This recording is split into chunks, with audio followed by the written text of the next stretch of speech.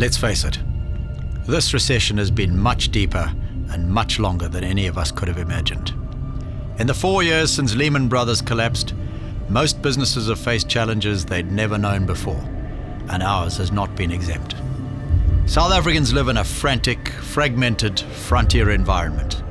And in the mad scramble for answers, the world around us changes by the minute. The future is not like it used to be.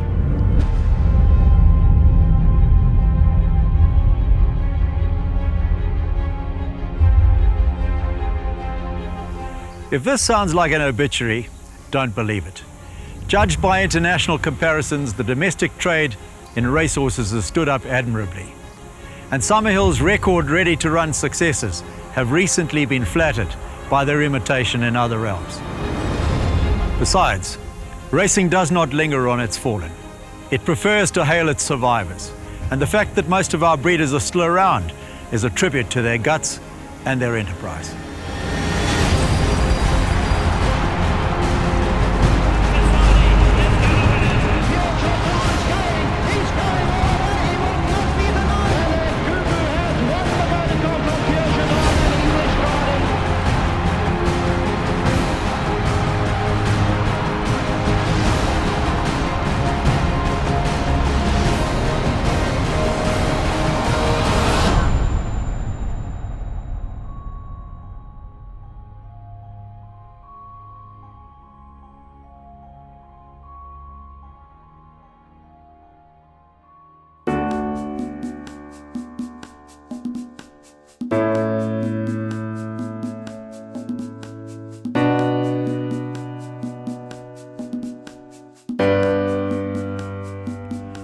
I've always been amazed at the tenacity of our horsemen. We have colleagues who've been known to mortgage their farms in order to pay their stallion fees. Les Carline once reminded us that this is what makes racing and breeding so compelling. Horses and people. The rest is dross. If racing was simply commerce, Karl Marx should have been its interpreter. As a financial proposition, it is about the redistribution of incomes. It is socialism in a form so subtle you hardly notice it. Hundreds of millions of rands are supplied each year by businessmen from Massachusetts to Moy River, by surgeons and solicitors, gold miners and merchant bankers, and by tax avoiders from all over.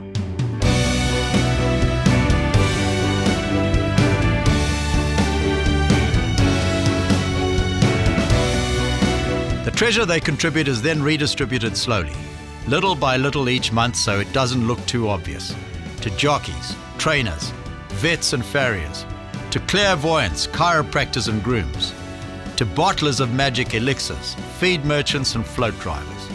Eventually, the working classes have acquired most of the surplus income of the bourgeois. When the cycle starts, the horse people provide the experience and the owners the cash. When it's complete, the horse people have the cash and the owners have the experience.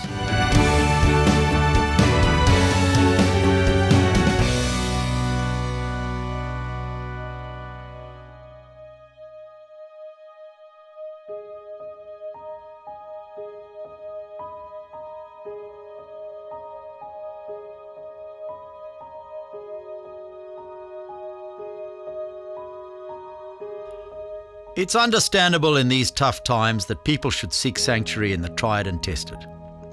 In the context of stallions, though, horsemen have an hereditary obsession with a proven horse, at the expense of all else. When you recall that Northern Guest and Foveros, Jetmaster, Western Winter and Fort Wood all had first crops, and those with a sense of adventure were the ones that cashed in, it's difficult to grasp the logic of the singular concentration on a handful of elder statesmen. Particularly when we know that in a business where fashion switches from pinstripes to polka dots in a matter of months, the older brigade inevitably lose their appeal. It even happened to Sadler's Wells, remember? And the first signs are when mares carrying to the cover of an aging icon fetch less than the cost of the service.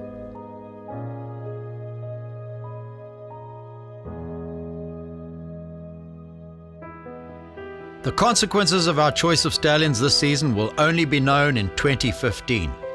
by which time the world will be back on its feet. The attributes that have seen this country create more great companies than any other of its size, courage, enterprise, and the pioneering spirit, will deliver up a new generation of investors with a fresh sense of where the world is headed. Those who rely more on memory than vision are driving in the rearview mirror. 5 or 6 years ago, we took stock of our own situation. Summerhill is what it is today because our people took the trouble to write their own histories. We developed a sense that if we were to be the guardians of our own destiny when it came to stallions, we had to up the ante. We moved from a model of reliance on others to investing in our own. From accepting what we were sent to benchmarking a time form equivalent of £120 as the bottom line for entry to the Summerhill Stallion barn. Never in a history of more than 3 decades and a modern record of 7 Breeders' Championships have we been better served in our battalion of emerging stallion talent.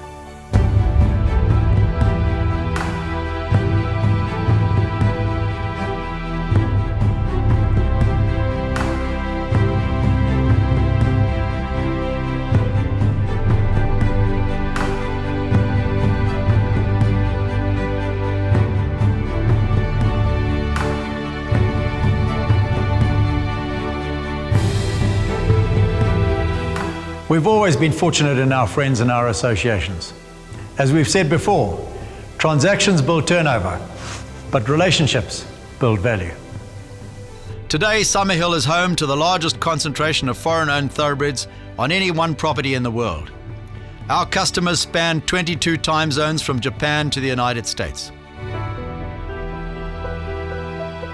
It's to these good pals that we owe our new acquisitions Golden Sword and Traffic Guard. Sheikh Mohammed bin Khalifa Al Maktoum, the Ruperts of Drakenstein have been with us since the gates opened, Mary Slack's Wilgebor's Drift, Mouton's Hook, and Dr. Jim Hay of Cape Blanco and Fame and Glory Repute. Quite an assembly.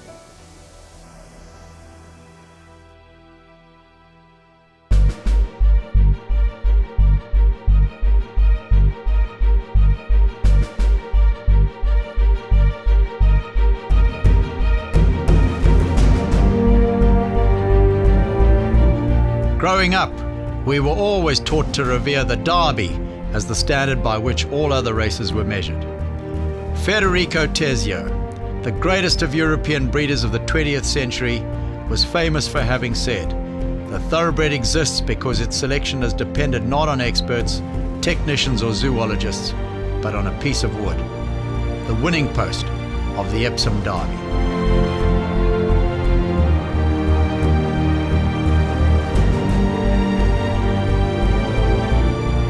Those of us who occasionally trawl the Australian sales in search of the odd prospect will tell you how difficult it is to buy the progeny of High Chaparral. It's hardly surprising though. He's the first stallion since his own illustrious sire Sadler's Wells to get 6 Group 1 winners from his first year at stud.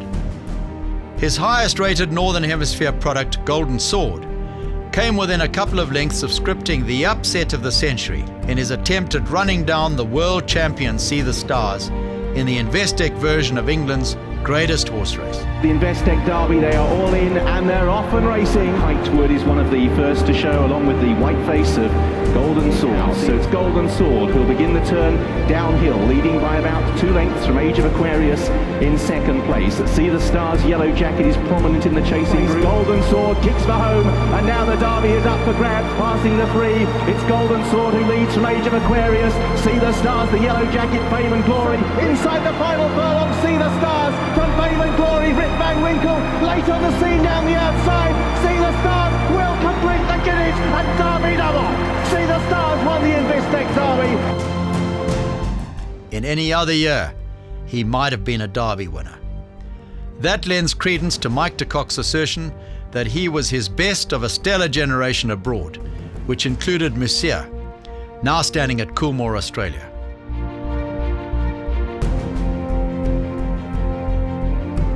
He led the English Derby till about a furlong from home with the likes of See the Stars in it. I think he only got beaten about 2.5 lengths. He ran second in the Irish Derby to fame and glory, and you know the form speaks for itself. When one thinks of the two top horses that beat him. In fact, you know, without fame and glory, there he would have been the Derby winner, and you know, just unfortunate just to find a superstar at the time. Gates are back.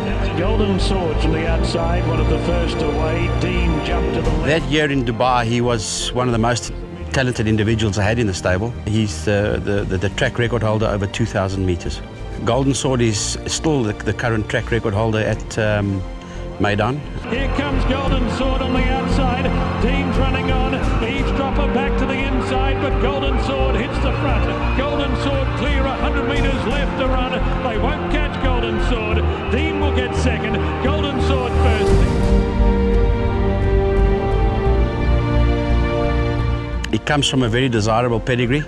If one looks at High Chaparral and the success that he's had, even in a place like Australia, there's no reason why he shouldn't fit very well with South Africa. And South African mare's been a son of Sadler's Wells, and we've had some pretty successful Sadler's Wells in South Africa. So I think he'll be a very easy horse to mate. He's a horse that had a lot of speed and stamina, which makes him a very desirable and sought-after stallion, in my opinion.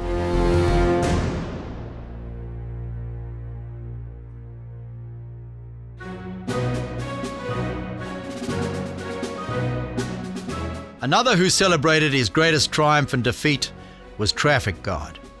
Like his new barnmate, he sports a time form rating of 123, earned as much for his regular performances at that level as he did chasing the world's top 3-year-old to a half length in the Irish Champion Stakes. Racing round the home turn now, and Red Rock Canyon on the inside. New Approach, the stand side, Moore's Wells and Multidimensional just in behind. Then Traffic Guard, they're inside the last 200 yards. New Approach, Multidimensional, Moore's Wells, Traffic Guard putting in an effort on the outside. But it's New Approach from Traffic Guard as they race up towards the finish. It's New Approach and Kevin Manny is going to win.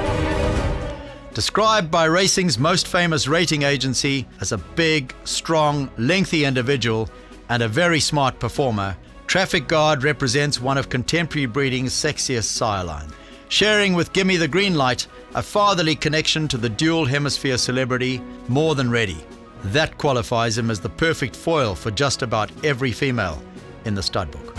They head up the home straight towards the final couple. Warringah has come through in the centre with a white face setter just about edge on, but Traffic Guard is right with him, and Traffic Guard now claiming the lead towards the final furlong and a half. It's Traffic Guard heads inside the final furlong with a widening lead over the others. Warringah can't do anything about it in second, and Traffic Guard have run out an impressive winner of the August Stakes. Traffic Guard the winner for Paul Cole and Martin Dwyer.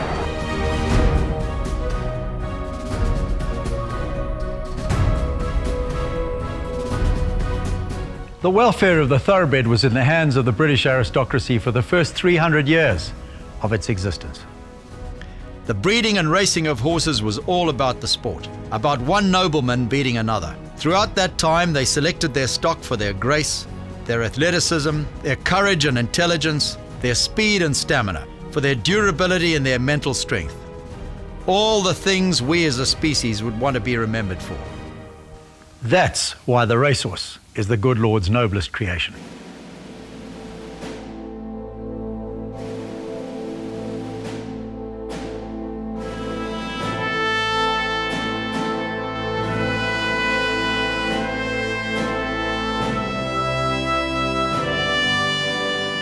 Looking at last season's debutante, Visionaire is the point of perfection the breed has reached after 3 centuries of endeavour.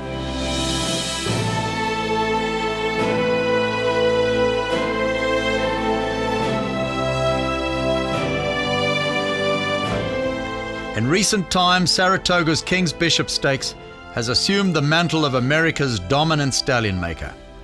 Its latest graduates include the Champion Sires, Distorted Humour, and More Than Ready. The day Visionaire destroyed his field in the King's Bishop, he produced one of the greatest stretch runs in the great race's history. A wild charge into the stretch here in the King's Bishop, and Visionaire has run by the entire field. He was 10 lengths behind him entering the far turn, and on the wire, Visionaire with a dramatic Lex to first win. It is true. Rock stars can never be racehorses, but racehorses can certainly be rock stars.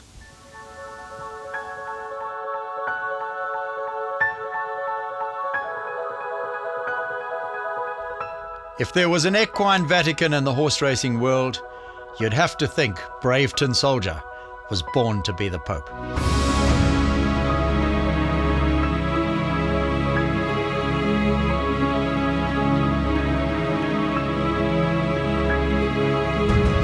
At $3 million, he remains the most expensive foal in the records of the game.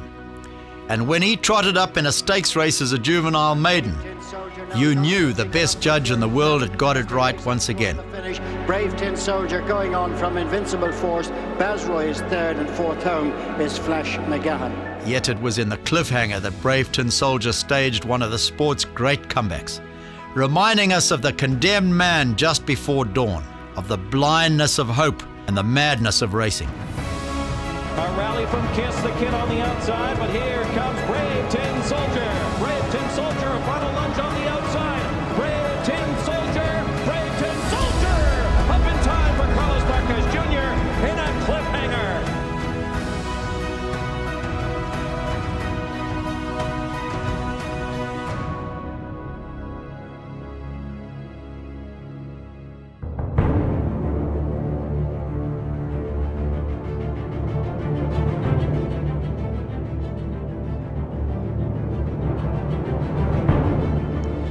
The Goss family has always believed in the primacy of stallions, in the farming truism that a good bull is half the herd, and a bad bull is the whole herd. Without contest, the emperor of modern American stallions is A.P. Indy, hence the presence at Summerhill of one of his best racing sons of all time, A.P. Arrow.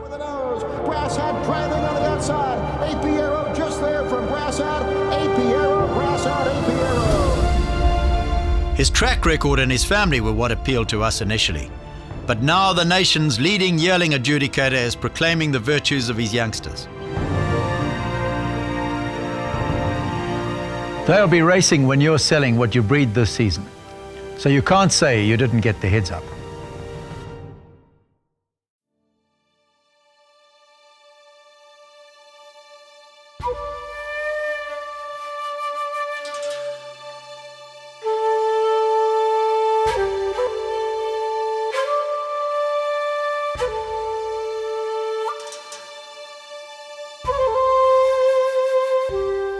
It's often been said that one of the fundamental strengths of this country lies in the diversity of its people.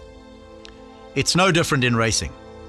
And at Summerhill, we've trawled the gene banks of the great racing nations, searching for hybrid vigor, for that magical beast who outbreeds his own pedigree and performances.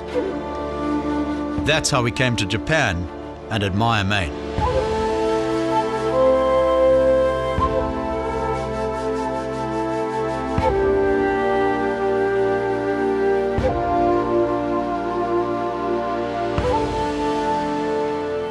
It will be the devil's own job to outbreed or outrun this accomplished son of one of the world's most sought-after influencers.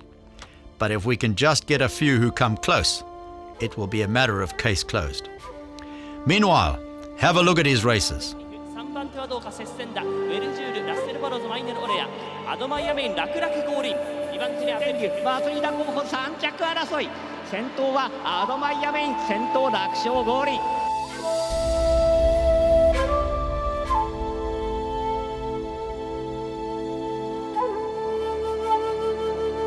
Admire Maine was the best example of the bomb-proof tradesman going out to do a demolition job. And let's have no fuss.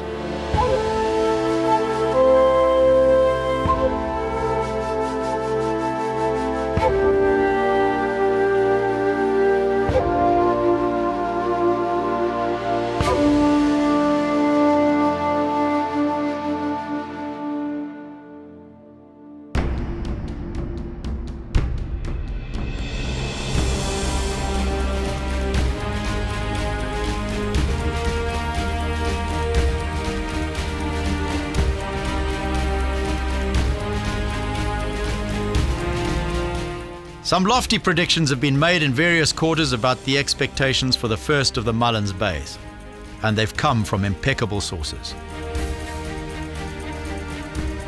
For a horse who only debuted at 3, everything we get this year will be a bonus.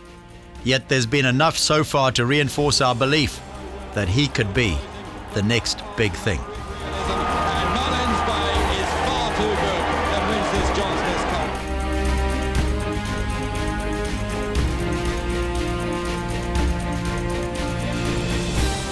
Croke Park in the centre of the track starts to loom up, and Croke Park in the middle of the course has the leader in its sights. Ian Croke Park is going the better inside the final 100 metres, and Croke Park is going to come home and win it well, Croke Park.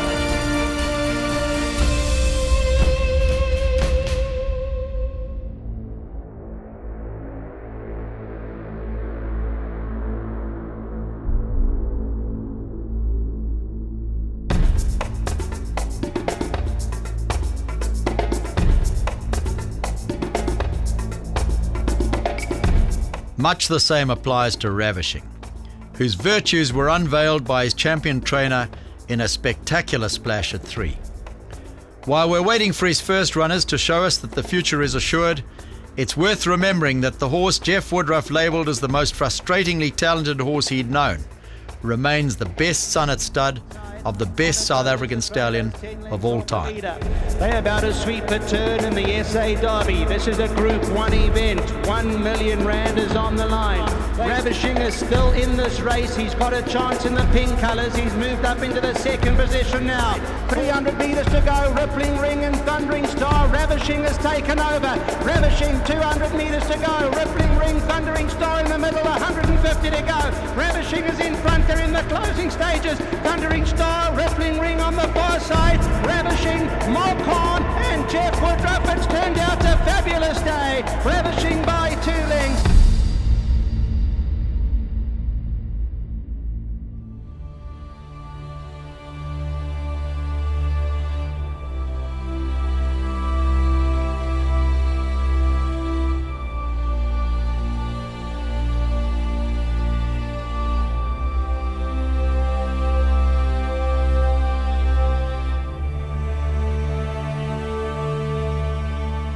I talked earlier in this piece about the challenges we face.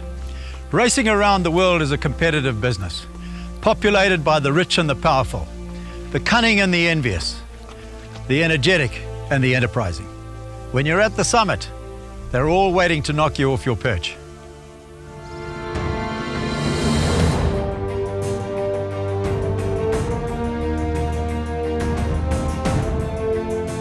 Nobody owns a monopoly on a championship.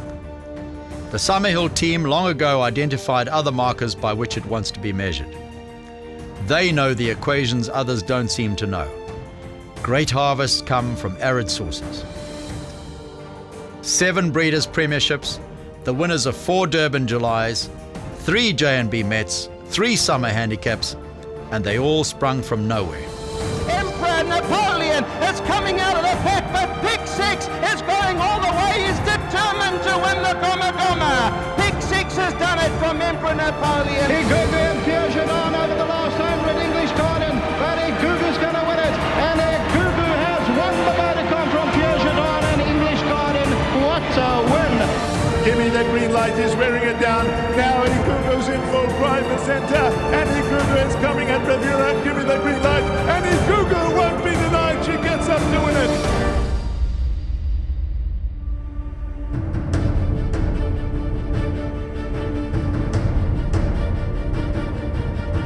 We're aware that many of our smaller colleagues are feeling marginalised by the intrusion of venture capitalists on the ethos of our sport. You're not to worry. We know the authors well, and we already know how this narrative is going to end. Bet on us. This team will see to it that the good guys get to win.